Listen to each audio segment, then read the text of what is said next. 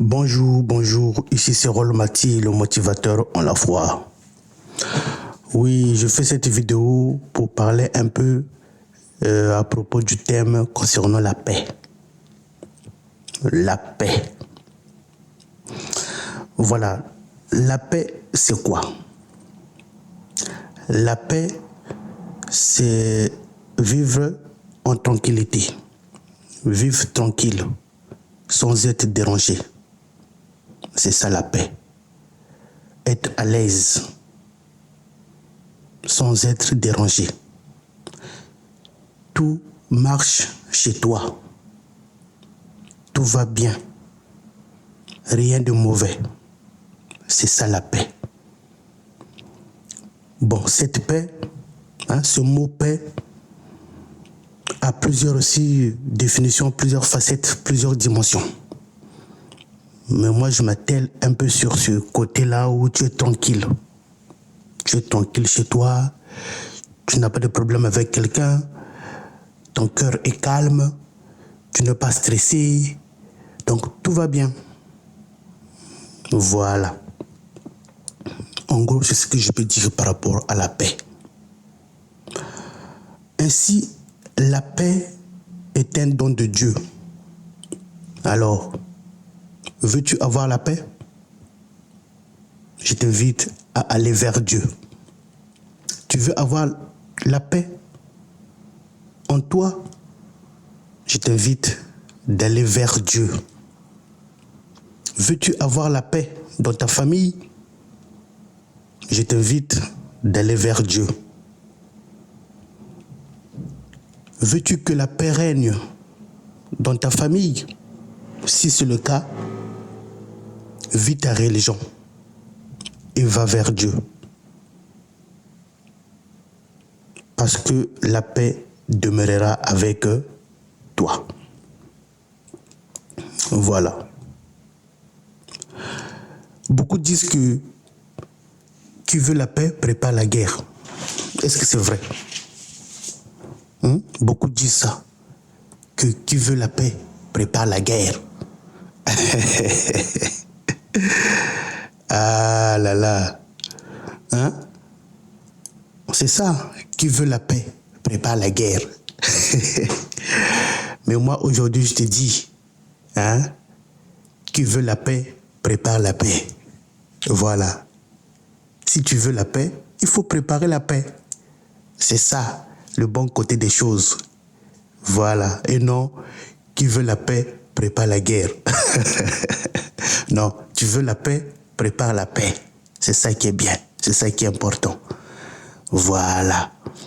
Parce que, on obtient la paix en préparant la paix, en formant les hommes à la droiture et à la justice, et en choisissant des dirigeants qui respectent la justice, volonté du peuple. Voilà. C'est ça. L'esprit de paix et d'amour qui doit exister ne pourra jamais arriver dans le monde tant que l'humanité ne recevra pas la vérité de Dieu et le message que Dieu lui adresse et ne reconnaîtra pas son pouvoir et son autorité qui sont divins et qu'on ne saurait trouver dans la seule sagesse des hommes. Voilà. J'ai toujours dit, les idées des hommes sont toujours limitées et changeantes. Mais la sagesse de Dieu va nous mener à comprendre les choses de Dieu. Donc ce n'est que de Dieu que nous pouvons vivre les belles choses, les bonnes expériences, et non selon les sagesses humaines. Voilà, c'est très important. En ce moment, nous vivons, je peux dire, dans les derniers jours, parce que on voit beaucoup de choses qui se réalisent, qui se manifestent, beaucoup de choses qui se passent dans le monde. Les gens, je peux dire, comme Timothée a dit, dans les derniers jours, il y aura des fanfarons, il y aura les gens qui vont se donner à l'argent, il y aura les gens, même la foi de certains va baisser, va diminuer. Beaucoup même vont dire que non, Dieu n'existe pas, parce qu'il y aura des difficultés. Et on voit ça, on vit ça. En ce moment, tout devient dur, tout devient compliqué. Le pouvoir d'achat a augmenté, a baissé. Tout devient compliqué. Et si on ne se donne pas à Dieu, beaucoup de gens vont perdre espoir. Beaucoup de gens vont perdre espoir et après, il y aura des cas, je peux dire, des cas sociaux, soit même ceux qui n'auront pas le courage de tout supporter, ils vont peut-être se suicider, voilà, se donner la mort, parce que les gens n'en peuvent plus. Voilà. Et dans ce moment pareil, nous devons toujours garder la foi, nous devons toujours être focus et se demander comment faire pour s'en sortir. Où mettre le pied. C'est ça, nous devons réfléchir à ça. Et non baisser les bras.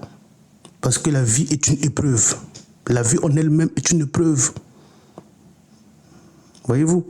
Donc, on ne doit pas baisser les bras. Au contraire, on doit poser des pas. Un peu ici, un peu là, pour s'en sortir.